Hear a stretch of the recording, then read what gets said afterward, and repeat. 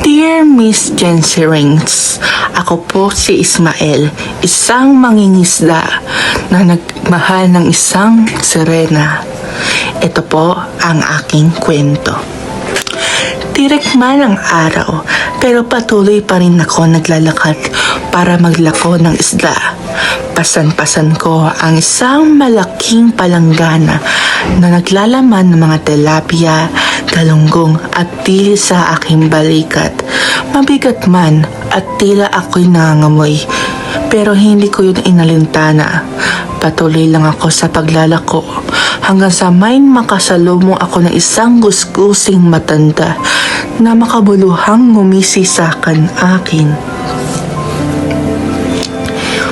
Iho, nakikita ko ang kabutihan loob sa iyong mukha, pero nakakalungkot lang hindi magiging masaya ang iyong buhay pag-ibig.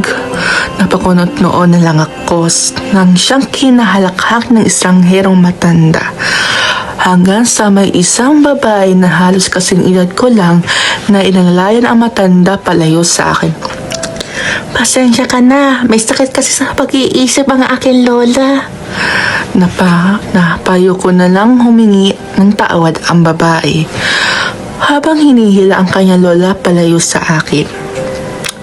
Tumango ako at tumalikod papalayo sa kanila, pero may isang kalagan ang nagpanginig sa aking sistema. Magmamahal ka sa isang nilalang, laruan lang ang tingin sa'yo. Napailing na lang ako sa tuwing paulit-ulit sumasakit sa aking isipan ang mga katagang na sinasabi sa akin ng estranghero matanda.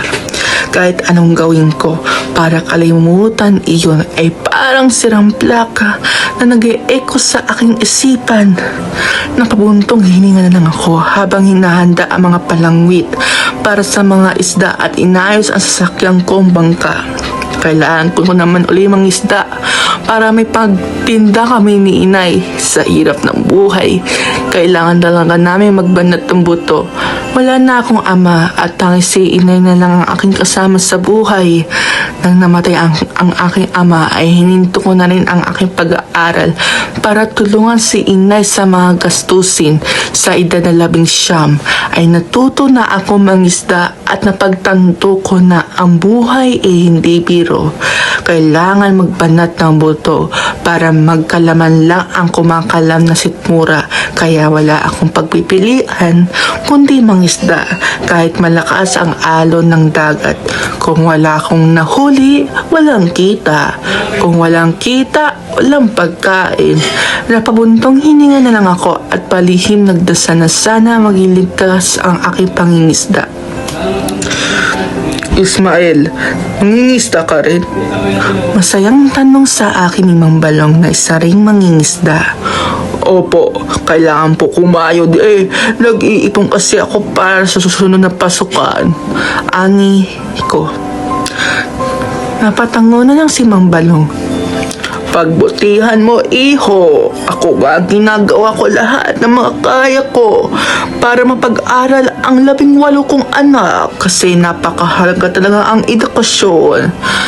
Tumango na lang ako bilang pagsang-ayon habang inaayos ang gulong ng aking bangka. Iho, mukhang matagal pa yan at saka palakas na ang alon. Nako, delikado pa naman lalo na may usap-usapan na may sirena daw nagbabantay pag ganitong oras. Napailing na lang ako at napatawa. Hindi naman po totoo ang sirena. Natatawang sambit ko habang inaayos ko pa rin ang makina sa aking bangka. Sa maniwala ka o sa hindi, totoo sila. May usap-usapan din na mahilig sila mang-akin ng mga gwapong binata. Kaya mag-ingat ka. May itsura ka pa naman. Napangisi na lang ako at sumabay sa kwento niya. Maganda po ba ang iyong sirena? Baka pwede ko maging kasintahan. Total, NGSV ako Natatawang sambit ko. Napakunot na lang ng noo si Mang Balong. Iho, ano ang ibig sabihin ng NGSP? Naghahabol gabi-gabi sa bangos. Tugon ko. Napailing na lang si Mang Balong sa kalokohan ko. Ikaw talagang bata ka. Halika na, sumamay ka na lang sa bangka ko para mangisda. Imo ka matakal pa yan eh. Baka abutin ka pa ng Pasko dyan. Napabuntong hinanga na lang ako habang tinitingnan ang aking bangka na sinusubuan ko pa rin paandarin.